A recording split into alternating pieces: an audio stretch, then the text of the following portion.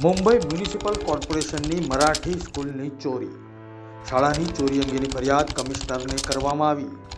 પરેલમાં જૂની સ્કૂલ કેવી રીતે ગાયબ થઈ ગઈ? મુંબઈમાં મરાઠી સ્કૂલો ધીમે ધીમે બંધ થઈ રહી છે તેનું બીજું એક ઉદાહરણ સામે આવ્યું છે. આ વખતે આખી સ્કૂલ ચોરાઈ ગઈ છે અને સીધી ફરિયાદ મ્યુનિસિપલ કોર્પોરેશનના કમિશનરને કરવામાં આવી છે.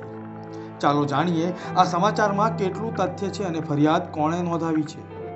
દર્શક મિત્રો, આ વિડીયોને અંત સુધી જુઓ અને મુંબઈ સમાચારને લાઈક, ફોલો અને સબસ્ક્રાઇબ કરવાનું ભૂલશો નહીં. મુંબઈના પરેલ વિસ્તારમાં એક ચોંકાવનારી ઘટના સામે આવી છે.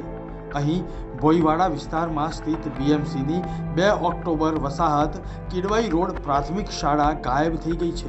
હા, તમે સાચું સાંભળ્યું, આખી શાળા ગાયબ થઈ ગઈ છે.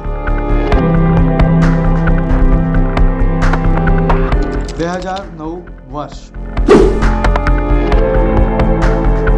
આ વિસ્તારમાં SRA પ્રોજેક્ટ અમલમાં મૂકવામાં આવ્યો. તે સમયે શાળાને નવી ઇમારત માટે જગ્યા આપવાનું વચન આપવામાં આવ્યું હતું. નવા મકાનો બની ગયા અને વેચાઈ પણ ગયા, परंतु शाळा माटे अनामत जग्या फाळवવામાં આવી નથી. माझ्या पाठीमागे या ठिकाणी आपल्याला जे उंच टावर दिसत आहे, या टावरच्या ठिकाणी इथे साईबाबा मंदिर आहे, खाली अजूनही आहे. त्या ठिकाणी 2 ऑक्टोबर वसाहत शाळा होती आणि ही शाळा या ठिकाणाहून 10 वर्षापूर्वी गायब झालेली आहे. ही शाळा पाडून इथे उंच उंच 60-60 माळ्याचे टावर बांधण्यासाठी शाळेची अडचण होत होती, म्हणून शाळा या ठिकाणी हलवली. शाळेची जागा ही साधारणतः 4.5 गुंठे म्हणजेच एक 3700 स्क्वेअर फुटाची जागा असलेली शाळा तूर्त शाळा हलवण्यासाठी वनरूम किचनचा आश्रय घेतला. 3 वनरूम किचनमध्ये शाळा हलवली आणि शाळा या ठिकाणची जमीनदोस्त केली. ते वनरूम किचन सुद्धा आता ते महापालिकेच्या ताब्यामध्ये नाहीये. त्यामुळे 2 ऑक्टोबर वसाहत म्युनिसिपल शाळा या ठिकाणाहून कायमची गायब झाली. शिक्षण समितीत हा मुद्दा आला, शिक्षण समितीची सभा तहकूब झाली, तरी सुद्धा अजून शाळेचा शोध मागच्या 10 वर्षापासून लागलेला नाही.